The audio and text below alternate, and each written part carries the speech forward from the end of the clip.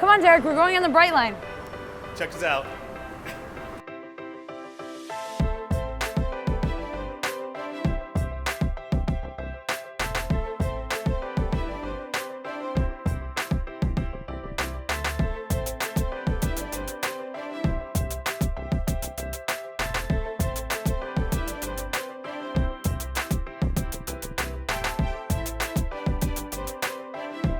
This difference that makes an agent a very good agent compared to an agent that's just average or good is to actually put themselves in that customer's shoes and pretend that they're them. This is from my mistakes. In the past, they would ask me, on my way to that showing in the past, I would be looking at the light like, oh, this house has 3 bedrooms or 2 baths or whatever. And it's so stupid because that person probably looked at those photos 20 times. They probably are imagining their kids in the backyard and doing all that. And I didn't even give them the courtesy of more than at the light looking at, oh, the square footage. No one cares about the square footage. They just want a home big enough where their kids could play or whatever. You know, it's not about that. If you go on the Brightline, you're gonna see us many. Oh, do you? Yeah. No, I was a real estate developer outside of Buffalo. Do you mind if you're on? Yeah, now you can Go right ahead. All right. There you go. What would you like to know? How long? Let's continue. We need to mic him up. So what were you doing in Miami? We just took this down and stayed overnight. How long have you been in the Miami market? So I'm gonna be 50 this year. I've lived there since I was 4, and I've been doing real estate 15 years. You go to the property with the potential buyer. Right. You do or don't you? Always. Yeah. Always. Yeah. So, you know, where I live, the realtor lists the property. And they just sit back, right? And they don't go when the property's being Then they're not earning their money. They're not doing anything. Right. And my sister's a realtor. What are they being paid for? What is this? Is this salesmanship? Yeah, that's I mean, so you got a person going to the house, a realtor, for the first time who's never seen it. what we try and do is sell with emotion. Everyone else makes it, they look at everything through the eyes of the real estate agent. They don't look at it as through the buyer. Right. And so like, I have a ghostwriter, we have a ghostwriter that writes our remarks for the property. It's not a 3-2 with a garage with half an acre and a pool. It's there's emotion there. We make it exciting. At the end of the day, it's our luck, right? And it's leveraging our luck. Because everyone is lucky in life. It's what you do with it. It's how you develop your luck. Right, Not right. much luck. There's Exactly. good fortune. There's good fortune, but So like with this, right. we're doing video, we're having shows, and we're creating our brand. And by us creating our brand, it does a few things. It leverages us. Yes. It leverages our customers. Yes. More people see the properties. With more people seeing the properties, then we get people that want their properties to be on. Right. And it's cool that you said you're your own ghostwriter because you see it. I'm sure as a developer, you know that you can't just make it. There has to be something special about your place compared to everything else. There has to be at least one thing that is superior. You got to make it easy for people to do business with you. Yeah. And you got to make people that they would like to do business with you, but you got to really make it so it's easy for them. Right.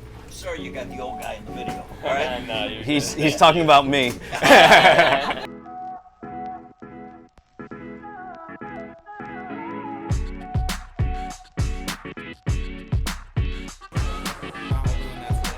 don't realize they come here and it's like.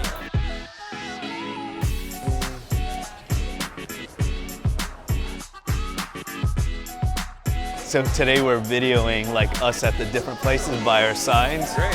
And it turned out that Richard Branson is on our same trip, so pretty cool. So I guess we should go, right? Said we'll meet him.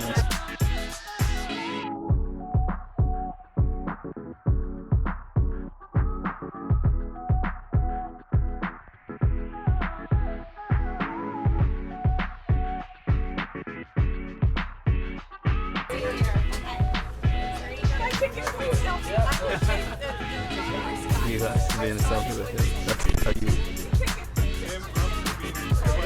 Okay, we know that one too. I won't.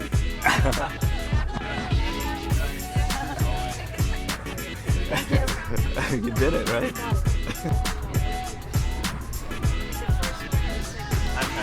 What do you think made you competitive? I was just born that way. I used to make my. I think it's like a cross between competitive and like bossy. Bossy. Yeah. But I your used to- sister's older, right? Or your sister's. She's older. Yeah. So did you boss her around? Yeah.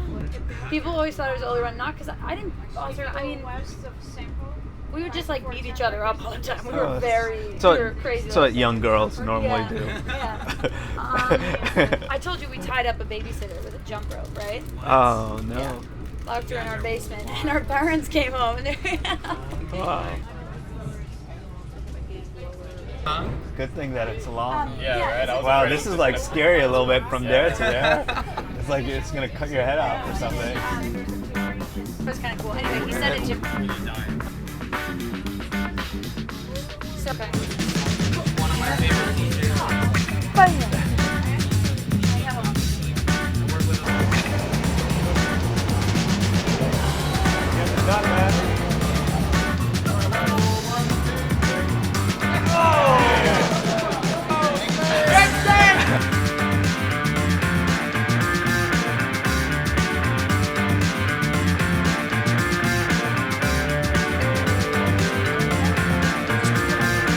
He's like, no, I need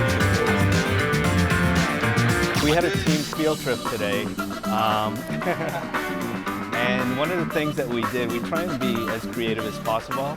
And because there's so many people that come to the Brightline station, oh, there it is.